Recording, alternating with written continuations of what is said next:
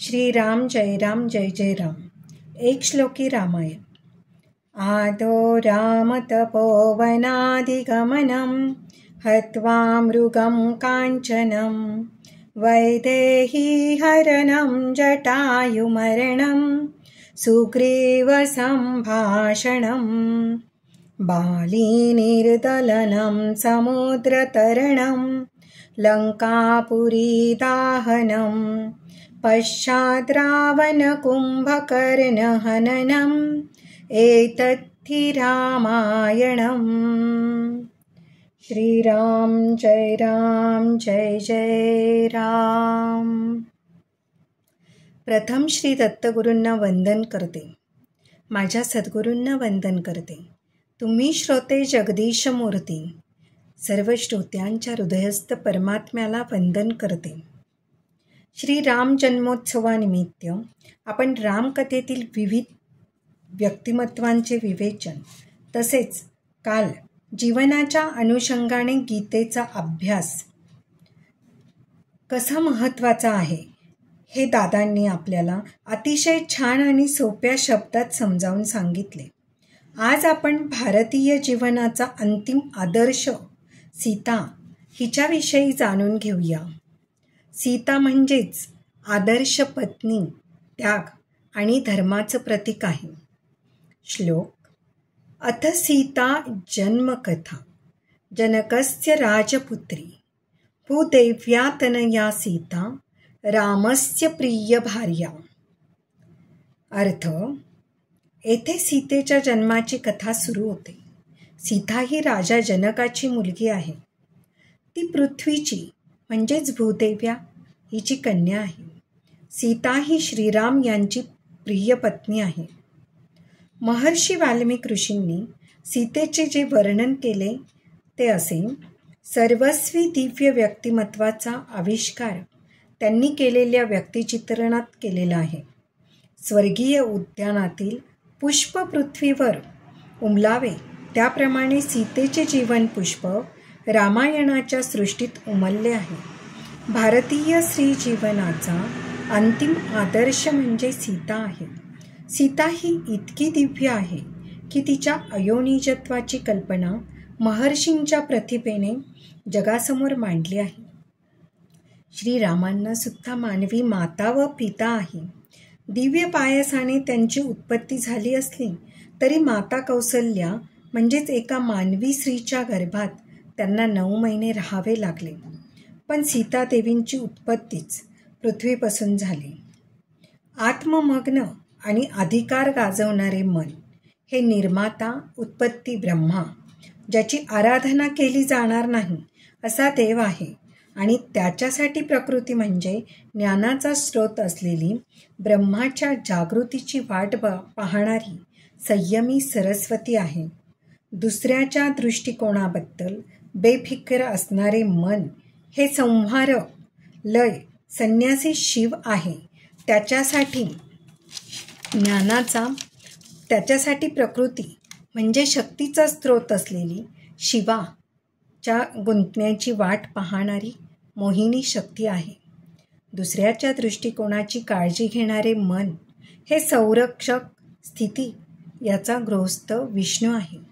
त्याच्यासाठी प्रकृती म्हणजे समृद्धी आणि विपुलतेचा स्रोत असलेली चंचल लक्ष्मी आहे. जेव्हा विष्णू कृष्ण असतो तेव्हा लक्ष्मी राधा, रुक्मिणी, सत्यभामा असते. आणि जेव्हा विष्णू राम असतो तेव्हा ती सीता असते. सीतेच्या जन्माच्या अनेक आख्यायिका आहेत आणि बरेच पाठभेदही आहेत. वेदवतीचा पुनर्जन्म म्हणजे सीता, जी ब्रह्मऋषी कुशध्वज आणि मालावतीची कन्या होती. तिने कठोर तपश्चर्या करून भगवान विष्णूंची भक्ती केली. त्यामुळे विष्णूंची तिच्यावर कृपा झाली. वेदवतीने रावण नावाच्या असुराला शाप दिला होता की तो तिच्यामुळे मरण पावेल. याच वेदवतीने पुढील जन्मात देवी सीता म्हणून जन्म घेतला, जी भगवान विष्णूंच्या 7व्या अवताराचे रूप असलेल्या श्रीरामांची पत्नी बनली. आता वाल्मिकी रामायणानुसार राजा जनकाच्या मिथिला नगरीमध्ये भीषण दुष्काळ पडल्यामुळे राजा जनक खूप अस्वस्थ झाला होता. ही समस्या सोडविण्यासाठी एका ऋषींनी त्यांना यज्ञ करून पृथ्वी नांगरण्याचा सल्ला दिला. ऋषींच्या सूचनेनुसार राजा जनकाने यज्ञ केला. त्यानंतर जमीन नांगरण्यास सुरुवात केली. जमीन नांगरताना राजा अचानक थांबला. नांगराच्या फाळाने एक सोनेरी हात उघडा पडला होता. इवली इवली बोटं असलेला हात गवतासारखाच जणू सूर्यप्रकाशाच्या दिशेने जमिनीच्या बाहेर आला होता. जनकाने माती बाजूला केली आणि त्या मऊ दमट भूमीत त्याला एक छोटीशी तान्हुली मिळाली. ती निरोगी आणि तेजस्वी होती. आनंदाने हसत होती. जणू ती सापडली जाण्याची वाट पाहत होती. तेव्हा शेतकरी म्हणाले, ही धरणी मातेकडून त्यांच्या आपत्तीहीन राजाला मिळालेली भेट होती. जनकाने बाळाला उचलून घेतले, हृदयाशी घट्ट धरले आणि त्याने जाहीर केलं, ही भूमिजा, जी पृथ्वीची कन्या आहे. तुम्ही तिला मिथिलेची राजकन्या म्हणून मैथिली म्हणू शकतात किंवा विदेहाची राजकन्या म्हणून वैदेही म्हणू शकतात. जिने जनकाला निवडले अशी जानकी सुद्धा म्हणू शकतात.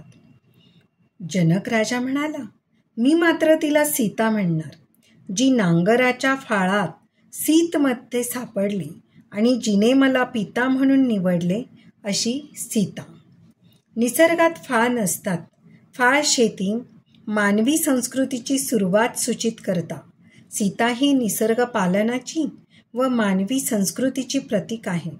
वेदांमध्ये सुफलतेची देवी सीता हिचा संदर्भ आहे. महाभारताच्या रामोपाख्यानात सीता ही जनकाची खरीखुरी जैविक मुलगी आहे. अनेक प्रादेशिक आवृत्त्यांमध्ये सीता ही पेटीत सापडते किंवा धरणी माता भूदेवी साक्षात प्रकट होऊन जनकाला ही कन्या भेट देते. जैन वसुदेव हिंदी आणि काश्मीरी रामावतार चरित्र यासारखे पाठभेद आहे, ज्यात सीता ही रावणाची मुलगी असते व ती समुद्रातून जमिनीच्या खालून जनकाला मिळते. आनंद रामायणात विष्णू पद्माक्ष नावाच्या राजाला एक फळ देतो. त्यात लक्ष्मीचा अवतार असलेली एक कन्या अर्भक असते. तिचे नाव पद्मावती ठेवले जाते. तीच पुढे विष्णूंची सीता होते. सीता ही आईच्या गर्भातून जन्मलेली नसल्याने ती अयोनिजा होती. अशी जन्मलेली मुलं विशेष असतात. ती मृत्यूच्या पलीकडे असतात. असो, इतर जनकांपासून वेगळे ओळखण्यासाठी वाल्मिकी रामायणात सीतेच्या वडिलांचं नाव शिरध्वज जनक आहे. शिरध्वज म्हणजे नांगर ही ज्याची ध्वजा आहे असा, आणि कुशध्वज म्हणजे गवत ही ज्याची ध्वजा आहे असा. विदेहाचे जनक राजे कृषी किंवा शेतीशी संबंधित होते. रामायण सीतेच्या वडिलांची ओळख जनक आणि त्यांच्या राज्याची ओळख विदेह म्हणून करून देते. हे विशेष आहे. एक अत्यंत ज्ञानी माणूस जो ऐहिक गोष्टींच्या वर पोहोचलेला आहे, तो सृजनांशी, वनस्पतींशी आणि ऐहिक मुबलकतेशी जोडलेल्या देवीचे पालनपोषण करतो. जनक हा केवळ अहम निर्माण करणारा ब्रह्मा नव्हे, तर अहमच्या पलीकडे जाऊन ब्रह्मंचा शोध घेऊ पाहणारा खरा ब्राह्मण आहे. विदेह म्हणजेच देहबुद्धीच्या पलीकडे असा विदेहाचा राजा जनक. त्याची कन्या सीतासुद्धा तशीच होती. सीतेचे जन्मस्थान वादग्रस्त आहे. सीताकुंड तीर्थक्षेत्र जे सध्याच्या सीतामढी जिल्ह्यात आहे. बिहार, भारत हे सीतेचे जन्मस्थान म्हणून पाहिले जाते. सीतामढी व्यतिरिक्त जनकपूर जे सध्याच्या प्रांत क्रमांक 2 नेपाळमध्ये स्थित आहे, हे देखील सीतेचे जन्मस्थान म्हणून वर्णन केले जाते. सीता जसजशी वाढू लागली तसतशी तिच्या विवाहाची चिंता राजा जनकाला लागली. अयोनिज अशा या कन्येला जगातील मर्त्य जीवनात तिच्यासारखाच दैवी गुणांचा निधी असलेला पुरुष मिळावा, यासाठी जनकराजाने पण घोषित केला. जनकराजाच्या घरी परंपरेने चालत आलेले दैवी शिवधनुष्य होते. हे दैवी शिवधनुष्य मानवच काय, पण मोठमोठ्या दैवी शक्तींनाही त्या धनुष्याला सज्ज करणे कठीण होते. या शिवधनुष्याचे नाव पिनाक होते. जनक राजा स्वतः क्षत्रिय असल्यामुळे पराक्रमी पुरुषांच्या पराक्रमाची खरी पारख करण्यास त्याने या दिव्य धनुष्याचाच उपयोग करून घेण्याचे ठरविले. त्याप्रमाणे जो कोणी हे दिव्य धनुष्य सज्ज करेल त्यालाही आपली मुलगी देण्याचा त्याने पण घोषित केला. पृथ्वीवरील सर्व राजकुमारांनी त्यासाठी खूप प्रयत्न केले, पण कोणालाही यश आले नाही. विश्वामित्रांबरोबर जेव्हा राम आणि लक्ष्मण जनकांच्या यज्ञात आले तेव्हा रामाचे अगणित गुण पाहून जनकाला आपण असा कठीणपण केल्याबद्दल मनातून खूप पश्चाताप झाला. पण जेव्हा विश्वामित्रांनी रामाला आज्ञा केली तेव्हा 12 वर्षाच्या रामाने धनुष्याला प्रत्यंच्या चढवितानाच त्या शिवधनुष्याचे 2 तुकडे केले आणि सीता रामाची पत्नी झाली. अगदी वैदिक काळापासून विवाह केवळ एक स्त्री आणि एक पुरुष यांना एकत्र आणत नाही, तर ती 2 संस्कृतींनी एकमेकात मिसळून जाण्यासाठीची एक संधी असते, ज्यात जुन्या कुटुंबात नवीन आचारविचार प्रवेश करून त्याला नवजीवन देतात. जनक राजाने सीतेला विवाहात सौख्य शोधण्याऐवजी विवाहात सौख्य आणायला सांगितले. अशी मोलाची शिकवण पित्याने पुत्रीला दिली. सीतेने रामचंद्रांबरोबर पुष्कळ काळ अतिशय सुखात आणि आनंदात घालविला. श्रीराम जेव्हा अरण्यवासात निघाले तेव्हा सीतेने सुद्धा रामाबरोबर जाण्याचा हट्ट केला आणि ती म्हणते, एक स्त्री मात्र पतीच्या भाग्यावर अवलंबून असते, त्यामुळे वनात वास्तव्य करावे ही आज्ञा मलाही झालेली आहे. इहलोकी आणि परलोकी स्त्रियांना पती हाच मुख्य आश्रय आहे. पिता, पुत्र, माता आणि सख्या यापैकी कोणीही नाही. हे राघव, आजच जर आपण वनात निघाला आहात तर दर्भ व काटे तुडवीत मी आपल्या पुढे जाणार. श्रीने राजवाड्यात राहण्यापेक्षा पतीच्या चरणांच्या छायेत असणेच अधिक श्रेयस्कर आहे. सीतेच्या हट्टामुळे रामाने सीतेला बरोबर येण्याची अनुज्ञा दिली. रामाबरोबर सीतेनेही वनवास स्वीकारला. त्यामुळे तिच्याबद्दल अनेक साध्वींच्या अंतःकरणात आदराची भावना उत्पन्न झाली. यावरूनच रामाविषयी तिच्या अंतःकरणात केवढी श्रद्धा होती हे स्पष्ट होते. जेव्हा सीता कौसल्या मातेचा आशीर्वाद घेते त्यावेळी कौसल्या माता सीतेला धर्मोपदेश करू लागते. त्यावेळी सीता मोठ्या विनयाने म्हणते, ना तंत्री विद्यते विना, ना क्रोधो विद्यते रथः, ना पती सुखमेधत्या, स्याद्यपि शतात्मजा. साहमे वंगता श्रेष्ठा, श्रुतधर्मपरावरा, आर्ये किम वमन्येयं, श्रिया भरता हि दैवतम. वाल्मिकी रामायण अयोध्यकांड सर्ग 39. तारांशिवाय विना, चाकांशिवाय रथ हे ज्याप्रमाणे असू शकते जिच्या हृदयात प्रकाशित झाले, ती मी पती वाचून कशी राहील. राम, सीता व लक्ष्मण वनवासाला निघाले. मंत्री सुमंताने रथातून त्यांना वनात नेऊन सोडले. वनवासातील सर्व दुःखे सीतेने आनंदाने सहन केले. केवढी तिची एकनिष्ठता, केवढा तिचा त्याग यातून आपल्याला दिसून येतो. पतीविषयी तिची असणारी श्रद्धा नितांत श्रद्धा आहे. अरण्यवासात असताना सीता ही निरनिराळ्या वेलींची पुष्पे वेचीत असताना सुवर्णमृग तिच्या दृष्टीस पडले. सीतेने त्या सुवर्णमृगासाठी हट्ट केला. त्यामुळेच रावण सीतेचे हरण करू शकला. तेव्हा ती त्याला म्हणते, तू माझ्या हरणाची इच्छा करीत आहेस, पण सूर्यप्रभा जशी कोणालाही आपल्या स्पर्शाने विटाळता येत नाही, तसेच तूही मला स्पर्श करू शकणार नाहीस. माझे हरण तुझ्या नाशाला कारणीभूत होईल. तुझा मृत्यू समीप आला आहे. तिला माहीत होते की जगातील कोणत्याही बलिष्ठ शक्तीला भस्म करण्याचे सामर्थ्य आपला पती श्री प्रभू रामचंद्रांच्या ठिकाणी आहे.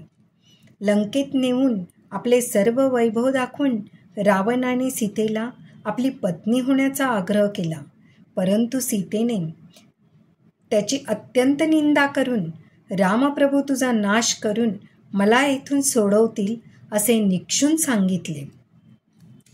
त्यानंतर राम व रावण यांचे युद्ध झाले आणि प्रभू श्री रामांनी रावणाचा वध केला हे आपल्या सगळ्यांना माहीतच आहे. रावण वधानंतर सीतेला अग्निपरीक्षेला सामोरे जावे लागले. इतके दिवस रावणाकडे राहिलेली सीता शुद्ध आहे हे रामाला माहीत होते, पण जनसामान्यांना हे पटणार नाही. म्हणून तिच्या चारित्र्याविषयी संशय प्रकट करून जेव्हा तिचा अधिक्षेप केला जातो त्यावेळी तिने त्याचा कठोर शब्दांनी समाचार घेतला आहे. सीतेच्या अग्निपरीक्षेविषयी बरेच पाठभेद आहेत. काही आवृत्त्यांमध्ये अग्नीने निर्माण केलेला भ्रम म्हणजेच माया सीतेची जागा घेते आणि रावण तिचे अपहरण करतो, तिला कैद करतो, तर खरी सीता अग्नीत लपते. अद्भुत रामायण आणि एजू चाटनच्या मल्याळम रामायण यासारख्या रामायणाच्या मध्यकालीन पुनर्कथनामध्ये असलेली एक समान कथा म्हणजे रावणाने पळविलेली सीता ही खरी सीता नसून छाया सीता किंवा माया सीता होय. ती खरे म्हणजे वेदवती असते आणि खऱ्या सीतेला पुन्हा आणणे हा अग्निपरीक्षेचा हेतू असतो. ही कथा पावित्र्याच्या कल्पनेतून पुढे आलेली आहे. खोट्या सीतेला पळविणे आणि खरी सीता शुद्ध राहणे हे ग्रीक पुराण कथांमध्येही आढळते. वनवास संपवून राम, सीता व लक्ष्मण यांचे अयोध्येत आगमन होते. दशरथांच्या घोषणेनंतर 14 वर्षांनी राम रघुकुलाचा प्रमुख आणि अयोध्येचा रक्षक म्हणून इक्ष्वाकूंच्या सिंहासनावर बसला. राज्याभिषेक होऊन रामराज्य व रामसीतेचा सुखी संसार सुरू झाला. सीतेला डोहाळे लागले. तिने रामाजवळ वनात जाऊन ऋषींच्या सहवासात राहण्याची इच्छा व्यक्त केली. रामाने तिला आश्वासन दिले, उद्याच तशी व्यवस्था होईल. आणि त्याच दिवशी रामाला गुप्तहेरांनी सांगितले की रावणाकडे इतक्या दिवस राहिलेल्या सीतादेवींचा स्वीकार प्रभू रामचंद्रांनी केल्यामुळे आम्हालाही आमच्या पत्नीचे असले वर्तन सहन करावे लागेल का? रामाला हा लोकोपवाद सहन झाला नाही. त्याने दुसऱ्याच दिवशी लक्ष्मणाला सांगून सीतेला वाल्मिक ऋषींच्या आश्रमाजवळ सोडले. रामांनी जेव्हा सीतेचा परित्याग केला त्यावेळी मात्र ती रागावत नाही. रामाने लोकोपवाद होऊ नये म्हणून हे केले हे तिला कळते. सिंहासनाच्या राणीचा रामाने परित्याग केल्यावर तिच्या होणाऱ्या निंदेचा प्रश्न तिच्या समोर उभा आहे. आपल्याप्रमाणेच रामही अत्यंत दुःखात आहे याची तिला पूर्ण जाणीव आहे. आपल्या शीलाविषयी रामचंद्रांचे अंतःकरण मुळीच कलुषित झालेले नाही हेही तिला पूर्णपणे माहीत आहे. अशाही परिस्थितीत त्यांना आपला परित्याग करणे भाग पाडत आहे हे समजू शकण्याइतके तिचे अंतःकरण विशाल आहे. काही पुनर्कथनामध्ये राम सीतेला वनात सोडायला सांगतात, तर काही कथांमध्ये ऋषींच्या आश्रमात जवळ सोडायला सांगतात. वाल्मिक ऋषींनी सीतेला आधार दिला. त्यांच्याच आश्रमात तिला लवकुश हे पुत्र झाले. वाल्मिकींनी त्यांना संपूर्ण रामायण संगीताच्या साथीत गायला शिकविले. सीता एकलमाता म्हणून पुत्रांचा सांभाळ करते. महाभारतातील कुंती, उपनिषदातील जबाला आणि ज्यांच्या नावावरून भारताला त्याचे नाव मिळाले त्या भरताची आई शकुंतला याही एकलमाता आहे. पण अलीकडच्या काळामध्ये एकलमाता असणाऱ्या स्त्रियांना किती अभिमान असतो की आम्ही एकटे मुलांचा सांभाळ करतो. पूर्वीही अशी परिस्थिती होती, पण तेव्हा त्या माता आपल्या मुलांना एकट्या त्यांना त्यांच्या कर्तृत्वाने घडवीत होत्या. पण त्यांनी कधीही म्हणजे आपण एकटे मुलांना सांभाळत आहो याचा कधीही त्यांनी उहापोह केला नाही. वाल्मिक ऋषी सीतेच्या दोन्ही मुलांना घेऊन अयोध्येला जायचं आणि राजासमोर त्यांचं गायन सादर करायचं ठरवितात. त्यांच्या पित्याशी त्यांची ओळख करून द्यावी असा ते विचार करतात. तेव्हा सीता त्यांना म्हणते, पितृत्वाचं ओझं रामावर लादू नका. यामुळे अयोध्येत आणखी खळबळ माजेल. कारण ही मुलं भविष्यात सिंहासनावर अधिकार सांगू शकतात. म्हणजे केवढा ती भविष्याचा सुद्धा विचार करायची. म्हणजे ज्यावेळी ह्या मुलांना कळेल की आपले पिता राजा आहेत, म्हणजे त्यांच्या मनात ही भावना कधीतरी उत्पन्न होऊ शकते. म्हणून म्हणजे ती किती रामही अत्यंत दुःखात आहे याची तिला पूर्ण जाणीव आहे. आपल्या शीलाविषयी रामचंद्रांचे अंतःकरण मुळीच कलुषित झालेले नाही हेही तिला पूर्णपणे माहीत आहे. अशाही परिस्थितीत त्यांना आपला परित्याग करणे भाग पाडत आहे हे समजू शकण्याइतके तिचे अंतःकरण विशाल आहे. काही पुनर्कथनामध्ये राम सीतेला वनात सोडायला सांगतात, तर काही कथांमध्ये ऋषींच्या आश्रमात जवळ सोडायला सांगतात. वाल्मिक ऋषींनी सीतेला आधार दिला. त्यांच्याच आश्रमात तिला लवकुश हे पुत्र झाले. वाल्मिकींनी त्यांना संपूर्ण रामायण संगीताच्या साथीत गायला शिकविले. सीता एकल माता म्हणून पुत्रांचा सांभाळ करते. महाभारतातील कुंती, उपनिषदातील जबाला आणि ज्यांच्या नावावरून भारताला त्याचे नाव मिळाले त्या भरताची आई शकुंतला याही एकल माता आहे. पण अलीकडच्या काळामध्ये एकल माता असणाऱ्या स्त्रियांना किती अभिमान असतो की आम्ही एकटे मुलांचा सांभाळ करतो. पूर्वीही अशी परिस्थिती होती, पण तेव्हा त्या माता आपल्या मुलांना एकट्या त्यांच्या कर्तृत्वाने घडवीत होत्या. पण त्यांनी कधीही म्हणजे आपण एकटे मुलांना सांभाळत आहो याचा कधीही त्यांनी उहापोह केला नाही. वाल्मिक ऋषी सीतेच्या दोन्ही मुलांना घेऊन अयोध्येला जायचं आणि राजासमोर त्यांचं गायन सादर करायचं ठरवितात. त्यांच्या पित्याशी त्यांची ओळख करून द्यावी असा ते विचार करतात.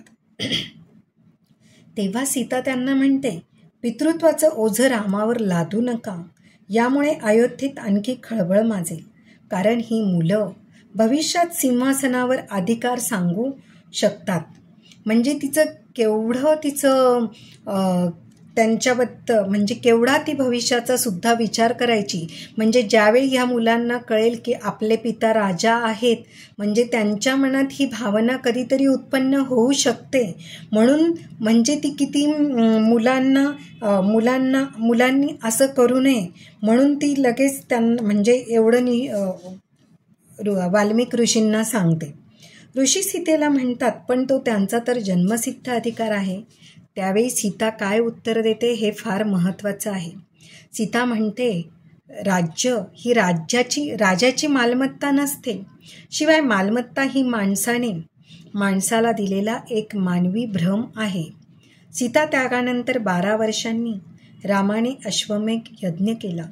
तेथे कुशलव यांनी सर्वांना गायन गाऊन दाखविले. वाल्मिकींनी दोन्ही मुलांची आणि रामाची भेट घालून दिली आणि सांगितले, मैथिली निष्पाप आहे. तू तिचा व आपल्या पुत्रांचा स्वीकार कर. त्यावर श्रीराम म्हणाले, हे माझे पुत्र आहेत हे मी जाणतो. सीता निष्पाप आहे हेही मला माहीत आहे. पण लोकांच्या अंतःकरणातील भाव शुद्ध होण्यासाठी सीतेने सर्व लोकांसमक्ष दिव्य करावे. सीता दिव्य करण्यास सज्ज होते. ती म्हणाली, हे धरणी माता, सारी बीज प्रेमाने स्वीकारते. प्रभू रामचंद्रांशिवाय जर मी दुसरा पुरुष मनात आणला नसेल, मनाने, कायेने व वाचेने जर मी रामप्रभूंचेच आराधन करीत असेन, तर धरणी माता दुभंगून मला पोटात घेईन. तिच्या तोंडून ही वाणी बाहेर पडताच धरणी माता दुभंगून प्रत्यक्ष भूदेवीवर आली. तिने सीतेला दोन्ही हातांनी उचलून घेतले आणि क्षणार्धात सीता खाली गेली. सगळ्यांना आश्चर्याचा धक्का बसला. राम धावत पत्नीला थांबवण्यासाठी तिचा हात धरून बाहेर काढायला गेला, पण तो पोहोचण्यापूर्वीच ती फट बंद झाली होती.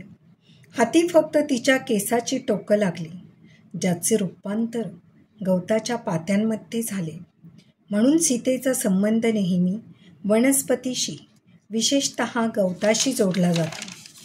गवताचे पातं हे वैदिक विधींमध्ये आवश्यक असणारे गवत हे लांब धारदार पातीचे असते.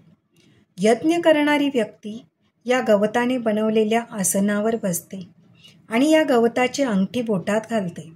अग्नी पेटविण्यासाठी याचाच फलिता वापरतात आणि यज्ञकुंड झाडण्यासाठी झाडूही याचाच वापरतात. पुराणात याचा संबंध ब्रह्माच्या केसांशी, विष्णूंच्या केसांशी कुर्मा अवतारात आणि सीतेच्या केसांशी जोडलेला आहे. इथे राम हा पुरुष स्वरूप आणि सीता ही प्रकृती स्वरूप ही कल्पना 17व्या शतकातील रामतपनीय उपनिषदात सापडते. रामासोबत सीता आहे मध्ये झाले. म्हणून सीतेचा संबंध नेहमी वनस्पतीशी, विशेषतः गवताशी जोडला जातो. गवताचे पातं हे वैदिक विधींमध्ये आवश्यक असणारे गवत हे लांब धारदार पातीचे असते. यज्ञ करणारी व्यक्ती या गवताने बनवलेल्या आसनावर बसते आणि या गवताची अंगठी बोटात घालते. अग्नी पेटविण्यासाठी याचाच फलिता वापरतात आणि यज्ञकुंड झाडण्यासाठी झाडूही याचाच वापरतात. पुराणात याचा संबंध ब्रह्माच्या केसांशी, विष्णूंच्या केसांशी कुर्मा अवतारात आणि सीतेच्या केसांशी जोडलेला आहे. इथे राम हा पुरुष स्वरूप आणि सीता ही प्रकृती स्वरूप ही कल्पना 17व्या शतकातील रामतपनीय उपनिषदात सापडते. रामासोबत सीता आहे म्हणून राम आहे, म्हणजे सीता ही एक शक्ती आहे, ती महापतिव्रता आहे. भारतीय स्त्री जीवनाचा अंतिम आदर्श म्हणजे सीता आहे. त्यागाचं मूर्तिमंत उदाहरण म्हणजेच सीता आहे. एवढं बोलून मी माझ्या वाणीला विराम देते. झालेली सेवा प्रभू रामचंद्रांच्या चरणी समर्पित करते. आदरणीय सुचिताताईंनी मला ही संधी दिली त्याबद्दल त्यांचे खूप खूप धन्यवाद. तुम्ही श्रोते तुम्ही हे सगळ्यांनी माझं म्हणणं ऐकलं त्यासाठी मी तुमच्या सगळ्यांचे तुमच्या सगळ्यांना धन्यवाद देते. श्रीराम जय राम जय जय राम. नमस्कार. छोट्यात छोटा राम माझा, मोठ्यात मोठा राम.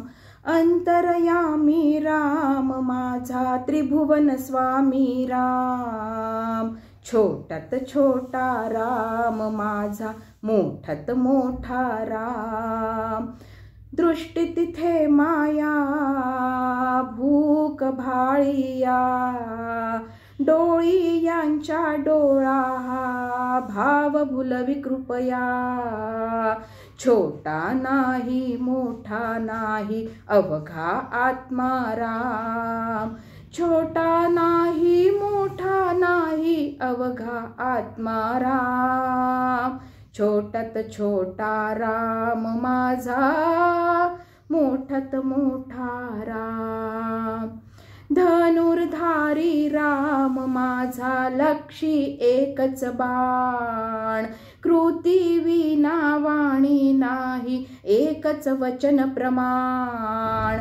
एकच पत्नी अद्वितीय या विश्वाचा विश्राम. एकच पत्नी अद्वितीय या विश्वाचा विश्राम. छोट्यात छोटा राम माझा, मोठ्यात मोठा राम. मनोहर नाथा नकळे काही, भजन पूजन भाव.